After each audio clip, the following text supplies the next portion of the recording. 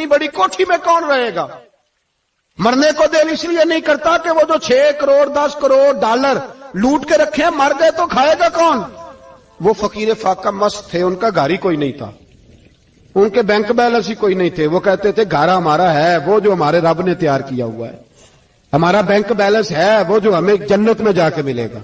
उनका तो ये खाता ही कोई नहीं था, इसलिए वो शहादत की। हजरत उमर बिन जमू रदी अल्लाह ताला अन्हु मैदाने ओहद में 4 बेटे लेके आए। कितने बेटे? बोल के बताए। 4 बेटे लेके उमर बिन जमू आए और खुद एक टांग से लंगड़े से आप भी हैं, टांग छोटी है।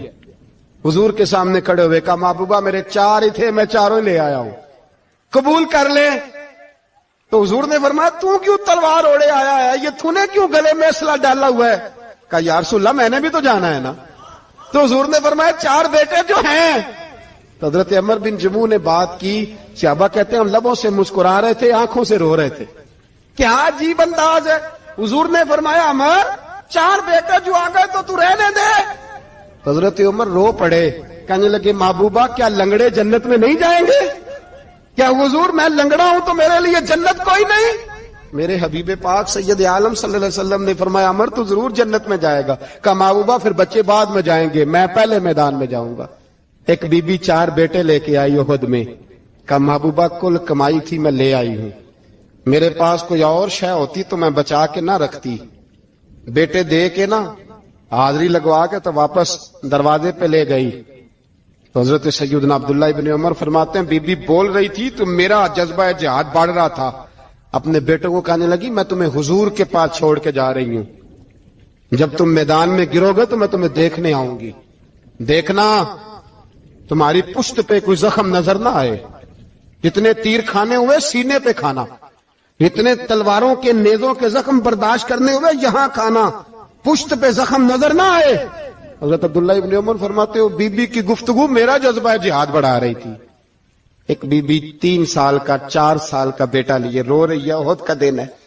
सहेलियां पूछती हैं तू क्यों रोती है? वो कहती है देखो मेरा खामद भी बदर में शहीद हो गया, भाई और बाप भी। दिल करता है कोई जवान बेटा होता तो आज मुस्तफा के साथ उसे ही भेज देती। कोई जवान मेरे पास है ही 3 साल का तो क्या करूं? 3-4 साल का बच्चा क्या करेगा? पता नहीं क्या दलील आई। अचानक उठी, बेटे को सीने से लगाया, कपड़ा डाला, मस्जिद नबवी पहुंच गई। हजरत बिलाल कहते हैं मुझे मिली, कहने लगी बिलाल मुझे पता है हुजूर तैयारी करा रहे हैं जंग की, पर 2 मिनट अगर मेरी मुलाकात हो जाए। बिलाल हबशी कहने लगे हुजूर हम एक बीबी जिद कर रही है। हुजूर बाहर आए, कहने लगी हुजूर मैं फलां की बेटी, फलां की बहन, फलां की बेवा हूं, मैंने बदर में 3 शहीद दिए हैं, अब मेरे पास ये 3 साल का लाल ही बचा है, बड़ा फख्र है मेरा। लोग मुझे शहीद की बेवा, शहीद की बेटी, शहीद की बहन करते। दिल करता है शहीद की अम्मा भी कही जाऊं तो मेरा बेटा ले लें। सैयदना बिलाल कहते हैं हुजूर मुस्कुराए, कहने लगे ये 3 साल का नौनिहाल क्या करेगा? कहते अम्मा का अजीब जज्बा है। कहने लगी महबूबा सुना है असला भी थोड़ा ही है, ढालें ज्यादा कोई नहीं, मेरा बेटा साथ रख लें, जब आपकी तरफ कोई तीर आया ना तो मेरा बेटा ढाल के इसको ढाल बना के आगे कर देना। महबूबा ढाल तो बांध ही सकता है ना। हजरत बिलाल फरमाते हैं मुस्तफा करीम ने फरमाया जा मैंने कबूल किया, कयामत के दिन बेटा घर ले जा, जब तेरा नाम पुकारा जाएगा तो शहीद की अम्मा कह के ही पुकारा जाएगा, जा तू घर ले जा। कहते हैं चलते चलते एक गरीबनी और आ गई, इतनी सी अट्टी बान की, इतनी सी। बिलाल हुजूर से मुलाकात हो जाएगी। नबी पाक आ गए, का महबूबा ये गलबा इस्लाम में मेरा भी हिस्सा डाल ले। हुजूर ने फरमाया ये क्या है? कहने लगे हुजूर खामद फौत हो गया, औलाद अल्लाह ने बेनियाजी से दी नहीं, सवेरे चरखा काट के रिज़्क़े हलाल खाती हूं, मेरे पास ना ये इतना सा बान है, एक घोड़े की लगाम बन जाएगी। महबूबा हिस्सा तो डाल जाएगा ना दीन के लिए, मेरी कबूलियत हो जाएगी। मेरे हबीब ने हाथ उठाए और दुआ मांगी, कहे अल्लाह जितना तू मैदान के मुजाहिदों को अजर अता फरमाए उतना इस गरीबनी को भी अता फरमाना। हज़रत उमर फारूक रदी अल्लाह तआला अन्हु रात का वक्त चेहरे पे नकाब डाल के गली में घूम रहे थे। मैं भी गली में निकलता हूं, आप भी निकलते हैं। لیکن مقصود یہ ہے کہ ذرا پتہ کریں باہر کی ہوا کیسی ہے، مقصود یہ ہے کہ پتہ کریں کہ آج برگر کس دکان کا اچھا ہے، معلومات کریں کہ محلے کی سیاست کس رخ جا رہی ہے، وہ بھی نکلتے تھے، لیکن مقصود یہ نہیں تھا۔ مقصد سمجھ گئے تھے نا، وہ اس لیے نکلتے تھے کہ پتہ کروں کوئی دکھی تو نہیں، کوئی تکلیف میں تو نہیں، کوئی آزمائش میں تو نہیں۔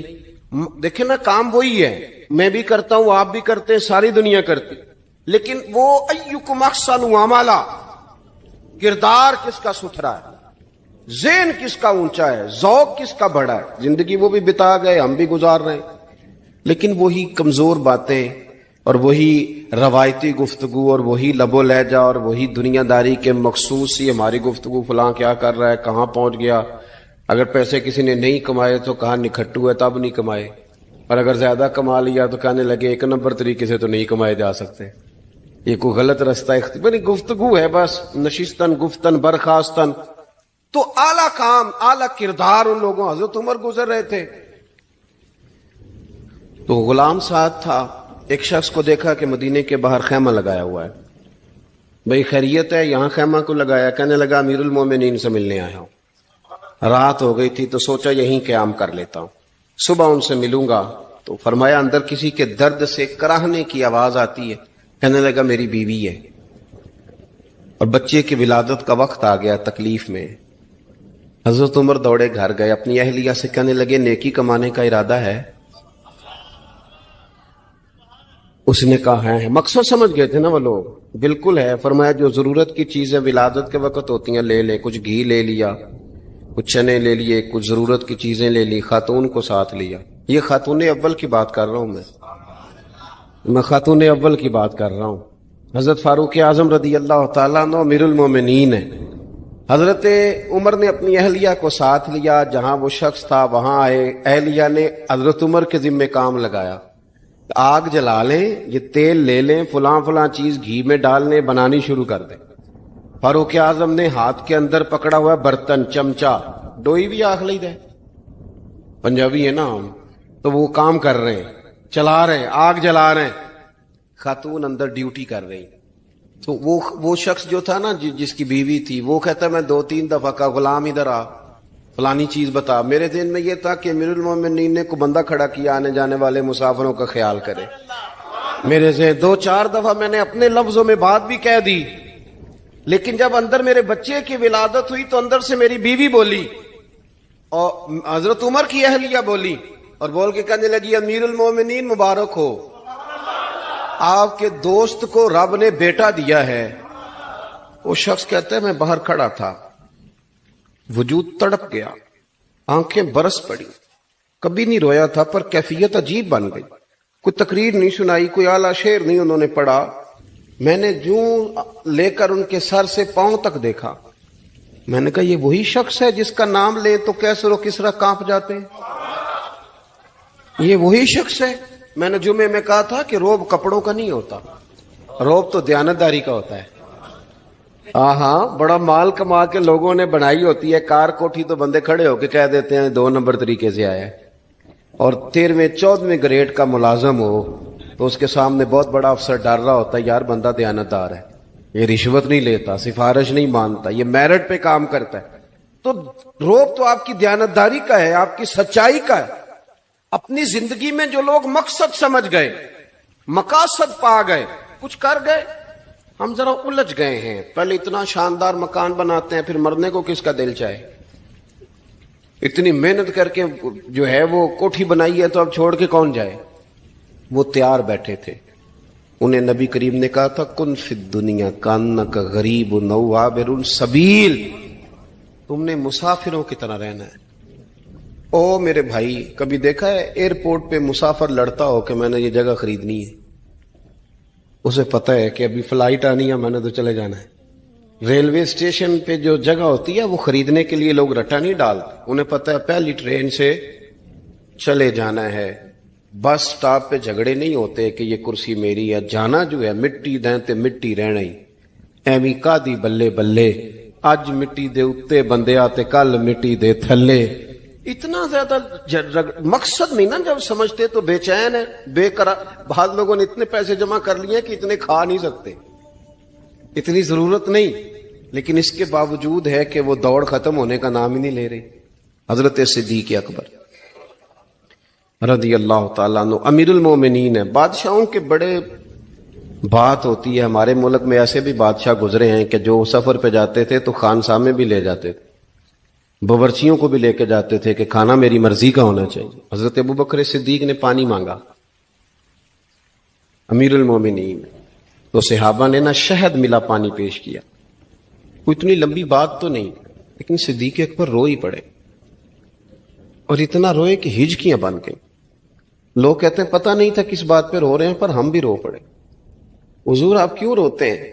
تو آپ فرمانے لگے یار مجھے آسانیوں میں مبتلا کرنے لگے ہو، مجھے ان دنیا کی لذات میں الجھانے لگے ہو. میں حضور کی بارگاہ میں بیٹھا تھا تو اللہ کے رسول فرما رہے تھے پیچھے ہٹ جا، پیچھے ہٹ جا، پیچھے ہٹ جا.